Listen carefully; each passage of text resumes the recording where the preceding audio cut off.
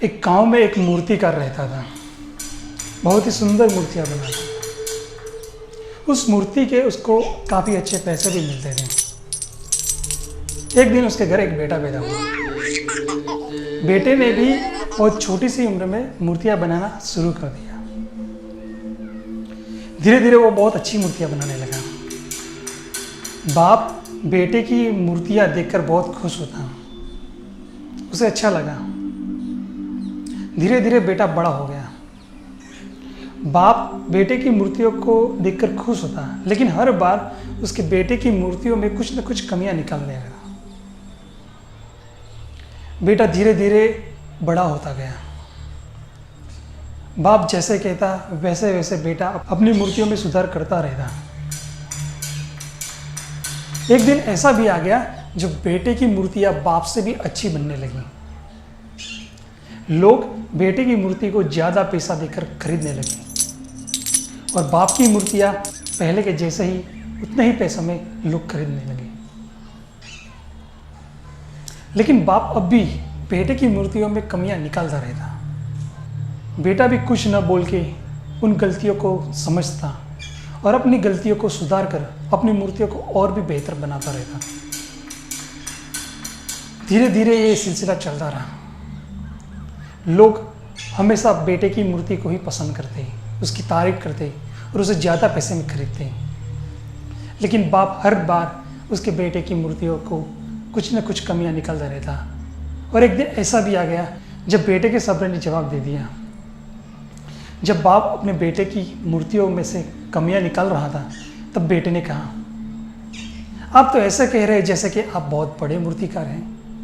अगर आप पे इतनी ही समझ होती तो लोग आपकी मूर्तियों को कम पैसे नहीं देते।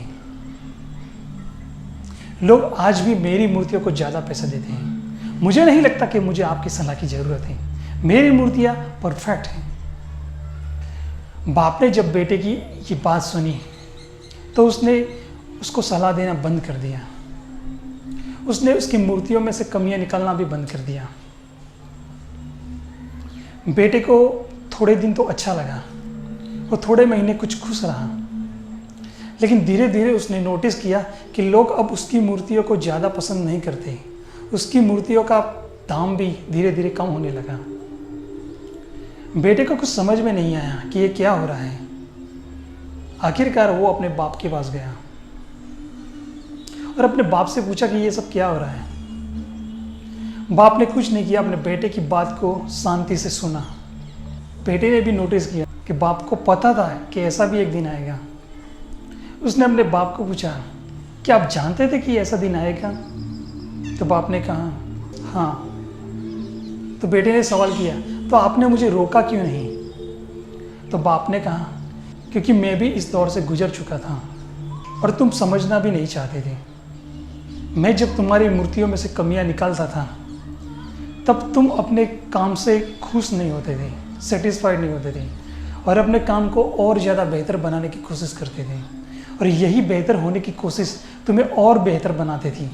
और तुम्हारी कामयाबी के पीछे भी यही रास्ता कि तुम अपने आप को और बेहतर बनाना चाहते थे। जब तुमने मान लिया कि तुम बेहतर हो चुके हो और तुम्हें अब और ज़्यादा मेहनत करने की ज़रूरत नहीं है, और तब तुम्हारी ग्रोथ रुक गई।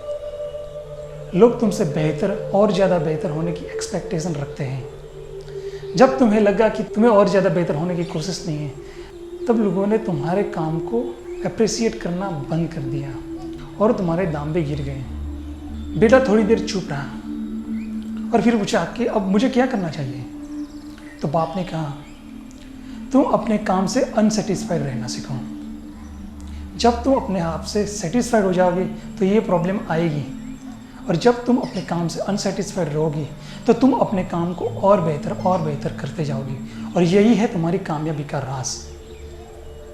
बेटे ने अपने बाप की सलाह को माना और धीरे धीरे उसको फॉलो किया, और आज फिर से वो कामयाब है।